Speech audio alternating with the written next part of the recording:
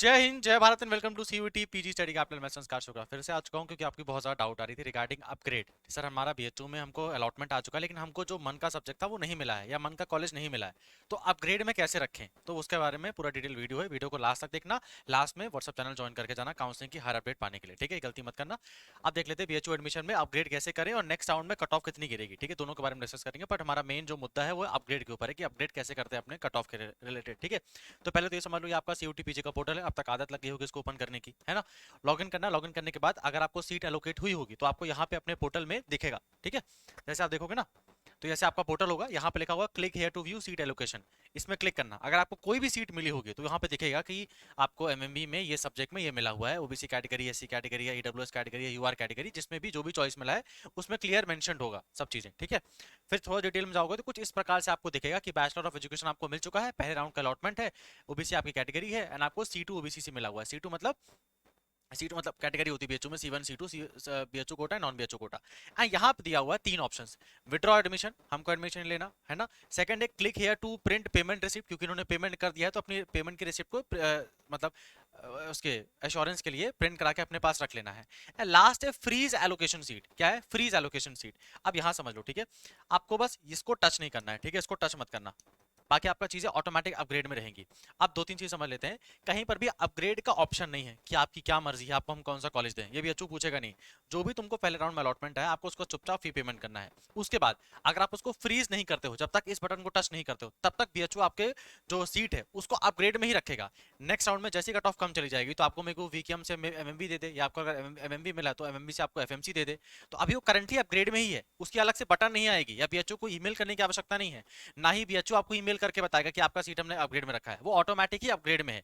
अगर तुम फ्रीज कर दोगे तो फ्रीज हो गया, ठीक है, तो फिर वो जो तुमको जो मिला है वो वही फ्रीज हो जाएगा, कुछ भी चेंज नहीं हो पाएगा।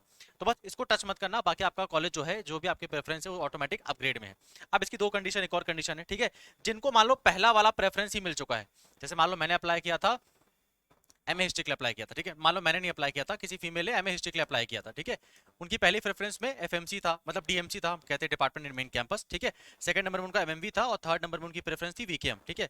अब उनको डीएमसी ही मिल चुका है, डिपार्टमेंट इन मेन कैंपस, तो इनको पहली चॉइस ही मिल चुकी है। तो अब ये अपग्रेड करे ना करे, इनको तो पहला नंबर का चॉइस पहले ही मिल चुका है, तो इनका तो ऑटोमेटिक ही अपग्रेड करे, मतलब इनका तो ऑटोमेटिक ही फ्रीज ही है।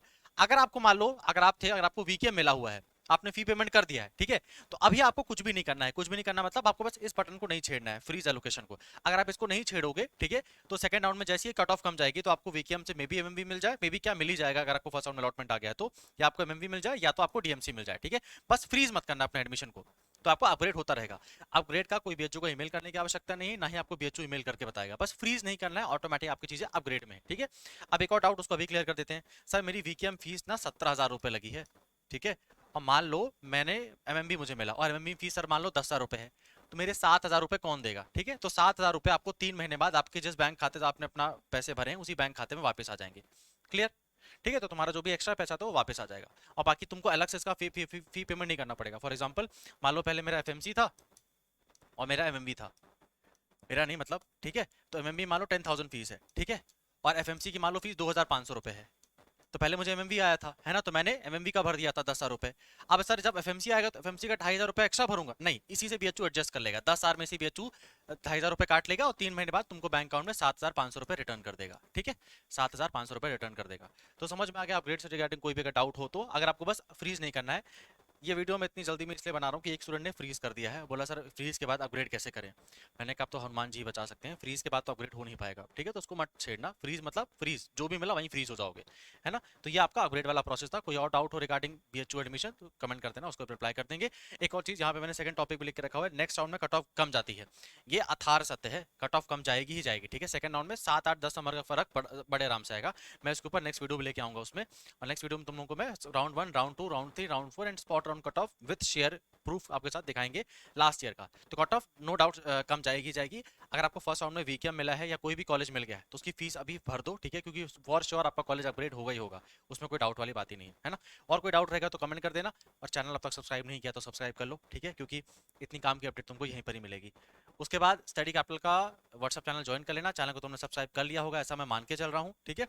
मोर में जाना, एंड मोर में जाने के बाद यहाँ पे दिया हुआ है आपको, ये रहा, व्हाट्सएप चैनल का लिंक नीचे दिया हुआ है, अबर WhatsApp channel link for all latest update, ठीक है। इसको क्लिक करना है, जाके ज्वाइन कर लेना। ऑलमोस्ट इसमें 11,000 लोग जुड़ चुके हैं, 11,000 लोग कोई कम नहीं होते, ठीक है। तो हर छोटी बड़ी अपडेट तुमको यहाँ पे मिल जाएगी। धन्यवाद।